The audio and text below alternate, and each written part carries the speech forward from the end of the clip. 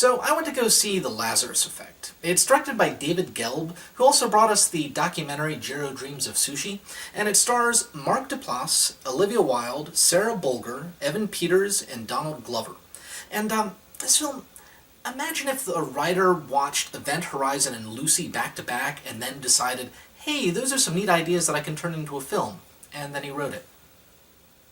That's The Lazarus Effect.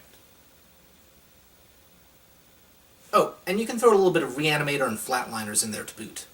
Anyway, Olivia Wilde and Mark Duplass's characters are doctors in charge of this research grant trying to find ways to bring people out of comas faster.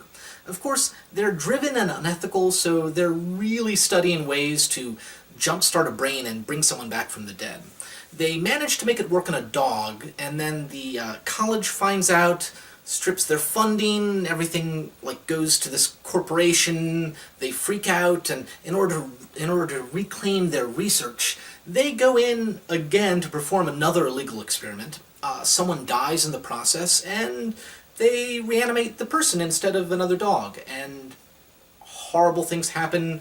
Generic horror film, jump scares, people die, blah blah blah blah blah.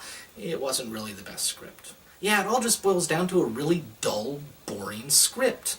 I can't really fault the director. The director does a fine job. The actors are all good actors. They do a decent job here. They're just not given anything to work with. The dialogue is paint by numbers. The characters are these cardboard cutout stereotype blandness things that have nothing interesting about them whatsoever. They just exist to have their little cliche stereotype thing and then die. It's just boring.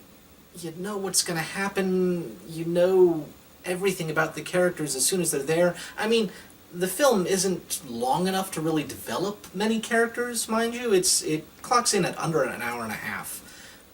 But still, do something with them, develop them somewhat, but it just doesn't. It doesn't. It's boring, bland, blah, gah. And when I say dull and boring, I mean it across the board. This film is not scary in almost any way. I mean, it's PG-13, so there's no gore, right? It doesn't evoke any real sense of unease or otherworldliness. It tries to evoke a sense of dread. It fails, but it does try, so, you know, minor props there.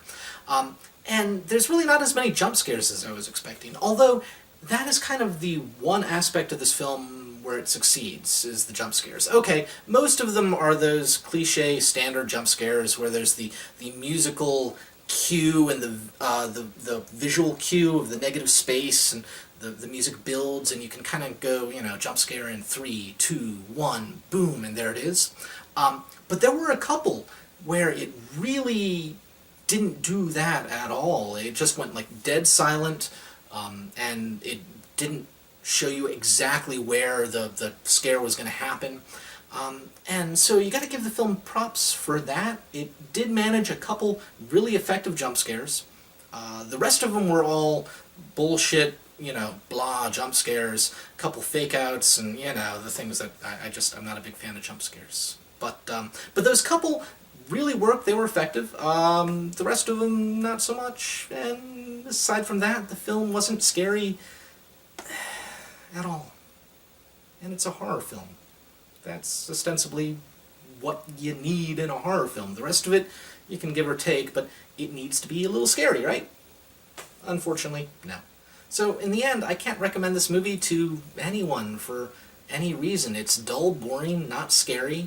The actors try, but they don't succeed on giving you anything to watch. So, unfortunately, this one is skippable. I mean, you don't even really need to watch it when it's on TV. Flip the channel, I'm sure there's something better on. Anywho, until next time, folks, enjoy film. And the other one says that, well, the studio also released Edge of Tomorrow, and that movie was a box office blunder, let's say. It didn't make its money back quite as quickly as they'd like.